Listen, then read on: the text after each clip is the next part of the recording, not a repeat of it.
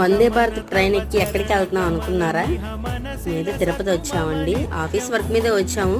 సరే ఇంత దూరం వచ్చిన తర్వాత స్వామిని దర్శించకపోతే ఎలా? సో మేమైతే టీటీడీ యాప్ ఉంది కదా, దాంట్లో అయితే ఊంజల్ సేవ బుక్ చేసుకున్నాం గోవిందరావు స్వామి గుడికి. సో ఇప్పుడు అక్కడికి అయితే వెళ్తున్నాము. కానీ మేము చాలా లేట్గా వెళ్ళాము, టైం అయిపోయింది. ఇంకా టైం అయిపోయిందని మామూలుగా స్వామిని దర్శించుకోవడానికి అయితే వెళ్ళాము. నేను వీడియో తీశాను, కానీ దగ్గరకు వచ్చేసరికి ఎందుకో ఆఫ్ అయిపోయింది. ఇంకా స్వామి ప్రసాదం ఇస్తే ప్రసాదం తీసుకొని బయటకు అయితే వచ్చాము. ఇంకా అక్కడక్కడ చిన్న చిన్న టెంపుల్స్ ఉంటాయి, అన్నీ విజిట్ చేసాము. చాలా ప్రశాంతంగా ఉంది టెంపుల్లో. మీరు కూడా తిరుపతి వెళ్ళినప్పుడు స్వామిని అయితే దర్శించుకోండి. ఊంజల్ సేవ వచ్చేసి 2 personsకి 116 రూపీస్ టికెట్. అది ఒకళ్ళైనా ఇద్దరైనా అంతే అండి టికెట్. ఆ టికెట్ మీద ఇద్దరు వెళ్ళొచ్చు. సో నేను మా మేడం అయితే ఇద్దరం వెళ్ళాము, కానీ మిస్ అయిపోయాము. ఈసారి తప్పకుండా వెళ్ళాలి.